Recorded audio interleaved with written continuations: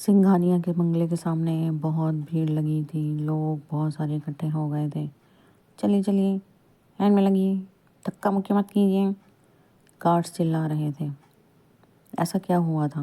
سنگھانیہ صاحب کی موت جو ہو گئی تھی، آج پورا شہر صبح سناٹے میں آ گیا تھا جب اس نے سنا صبح صبح اخبار میں اور ٹی وی میں کہ سنگھانیہ صاحب کی ڈیتھ ہو گئی ہے۔ جے کے سنگھانیہ، پورے شہر کا راجا جے کے سنگھانیہ، ہر بچہ اس کو جانتا تھا۔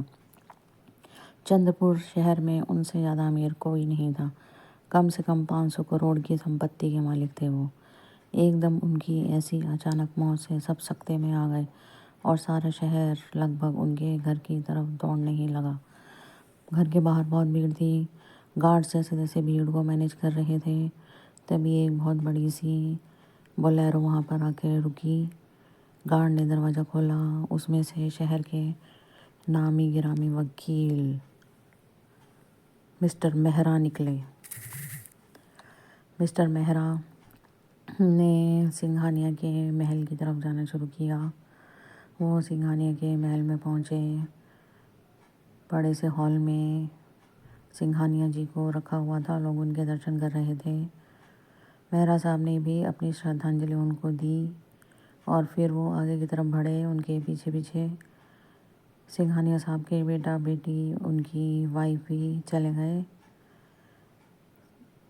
مسٹر مہرا کے پاس سنگھانیہ صاحب کی وصیت تھی، تبھی ان کے کمرے میں پرانا نوکر رگھو بھی آ گیا۔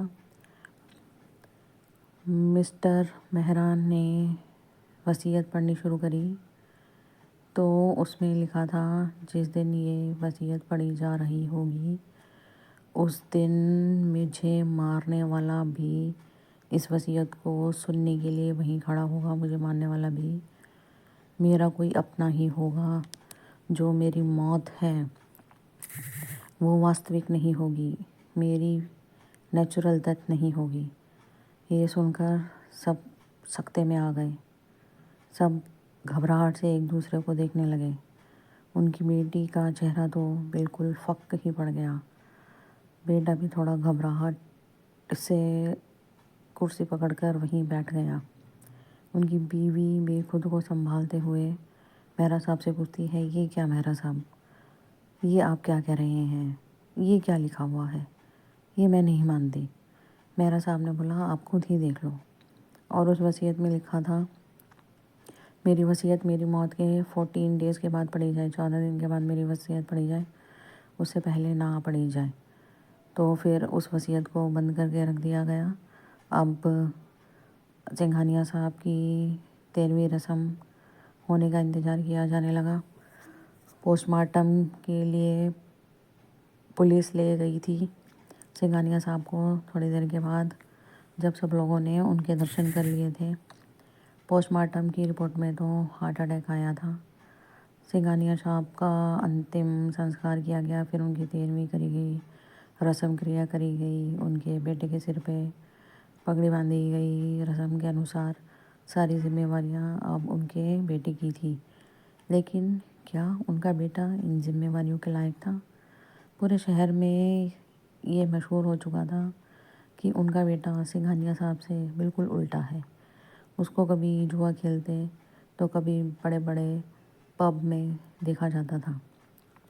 اس کو مانا جاتا تھا کہ وہ ایک بہت بڑے امیر باپ کی عیاش اولاد ہے۔ اب جب 14 دن ہو چکے تھے تو وصیت کھولی گئی۔ اس میں وصیت میں لکھا تھا، مجھے پتہ ہے، میں اچھی طرح سے جانتا ہوں، میرا قاتل کوئی اور نہیں، میرے ہی خون کا حصہ ہے، وہ اس کی رگوں میں میرا ہی خون دوڑ رہا ہے۔ یہ سب جب کاویہ نے سنا تو وہ بالکل بے ہوش ہونے جیسے ہو گئی۔ سب کو اس پر شک ہونے لگا۔ یہ بات پولیس کو بھی بتائی گئی تو پولیس کاویہ کو لے گئی، کاویہ سے پوچھ تاچھ کی گئی تو اس نے تھوڑی ہی دیر میں سچ اگل دیا کہ اس نے ہی اپنے پاپا کو ہربس کے نام پر ایک میٹھا زہر دیا تھا جو ایسا لگتا ہے کہ جیسے ہارٹ اٹیک ہوا ہو مریض کو۔ کاویہ نے اپنا جرم قبول کر لیا تھا اور وصیت میں یہ لکھا تھا کہ ان کی جائیداد میں سے کچھ حصہ ان کے نوکر کو ملے گا اور باقی ایک ٹرسٹ بنا کے سب اس ٹرسٹ میں ڈال دیا جائے گا، اور اس کے پریوار میں سے ان کا جو ٹرسٹی ہے کوئی بھی ان کے پریواروں والوں میں سے کوئی بھی اس ٹرسٹ میں ٹرسٹی نہیں ہوگا۔